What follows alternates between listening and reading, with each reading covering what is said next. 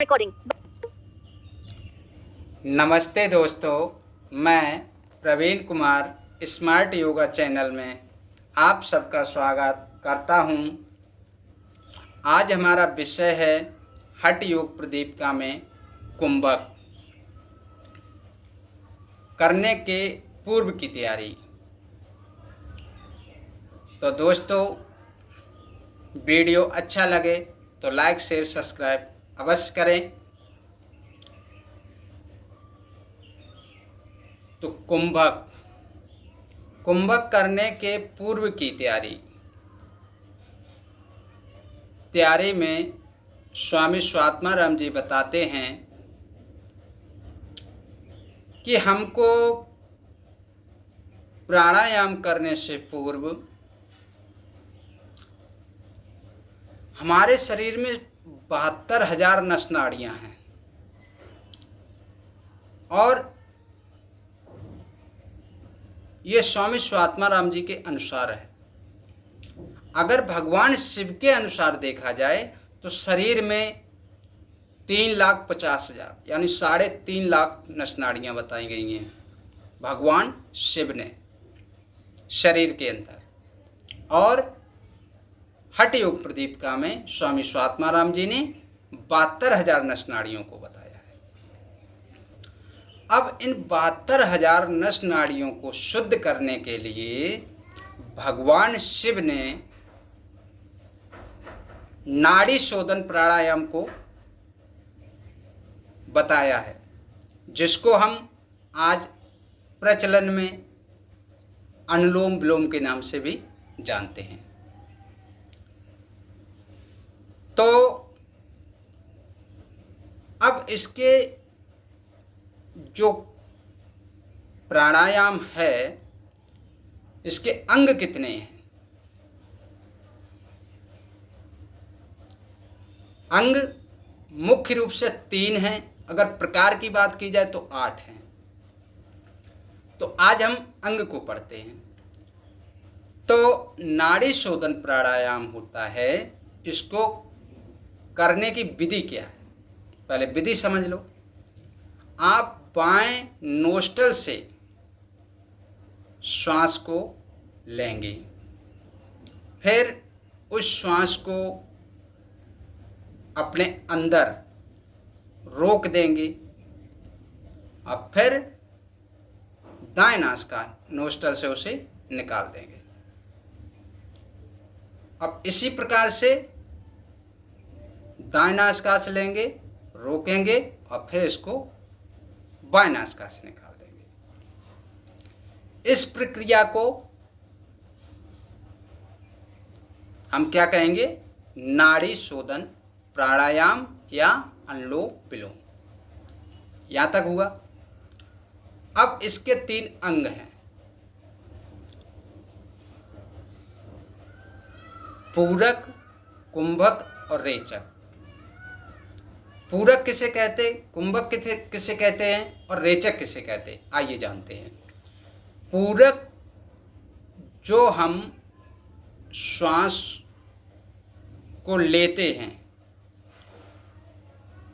श्वास को जो लेते हैं उसको हम पूरक कहते हैं, और जिस श्वास को हम अंदर रोक देते हैं उसे कुंभक कहते हैं, और जिस श्वास को बाहर छोड़ देते उसे रेचक कहते हैं। इसी प्रकार से रेचक, कुंभक और पूरक, पूरक, कुंभक, रेचक। इस प्रकार से इसमें 3 अंग हैं। कौन कौन से? पूरक, कुंभक, रेचक। ये हमारे प्राणायाम करने के 3 अंग हैं। अब आगे द्वितीय अंग के अंतर्गत स्वामी स्वात्माराम जी 6 कर्मों का वर्णन करते हैं, अब वो भी कुंभक करने के पूर्व। तो उन 6 कर्मों को वो बताते हैं कि 6 कर्म किसे करना चाहिए, यानी जो 6 ऐसी क्रियाएं हैं जो शरीर की शुद्धि करती हैं, उन कर्मों को किसको करना चाहिए। तो आइए, तो स्वामी स्वात्माराम जी बताते हैं कि जिस योग साधक के अंतर्गत यानी योग साधना करने जा रहे हो, तो अगर आपके शरीर में मोटापा है, कफ है, तो आपको 60 कर्मों का अभ्यास, 60 कर्मों का गुरु के निर्देशन में इन 60 कर्मों को सीखना होगा और फिर उसके बाद अपने जीवन में इनको अमल करना होगा। क्योंकि ये 60 कर्म अपने से करने की कोई विधि नहीं है, क्योंकि आप अपने से करेंगे तो लाभ की जगह हानि हो सकती है। इसलिए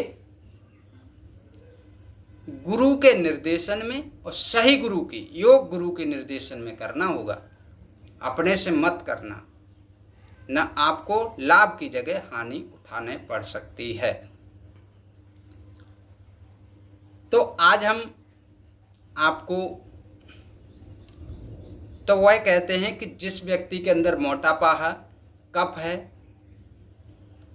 और जो हमारे वात पित्त कफ 3 दोष होते हैं, उन 3 दोषों में असंतुलन है, तो आप 60 कर्मों का अभ्यास करना पड़ेगा।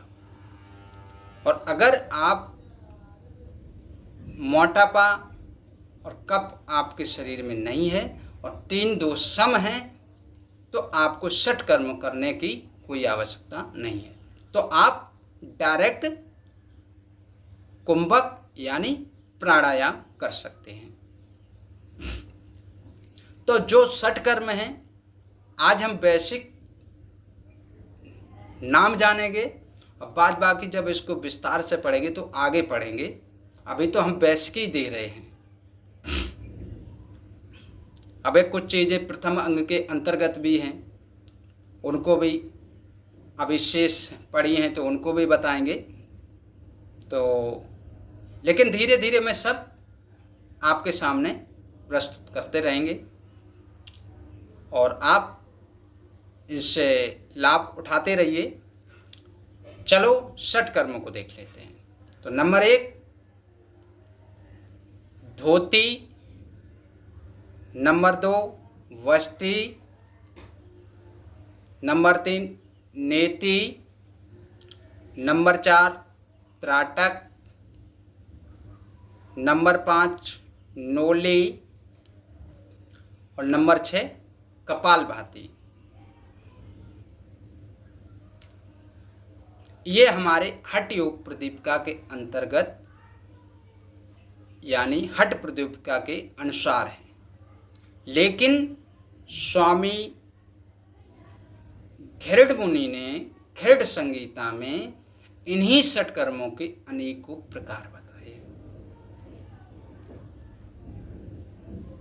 लेकिन उनके सीक्वेंस में भी, उनके क्रम में भी थोड़ा सा अंतर है। तो घृड संगीता के अनुसार भी हम देख लेते हैं।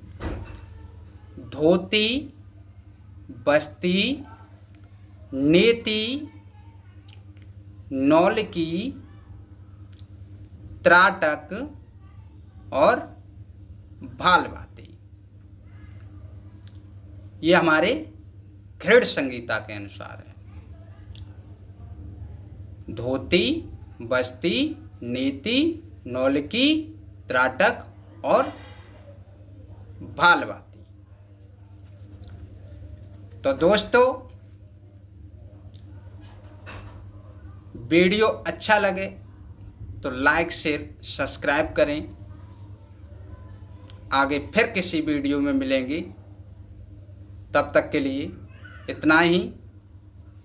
तो वीडियो अच्छा लगे तो लाइक शेयर सब्सक्राइब करें। Thank you.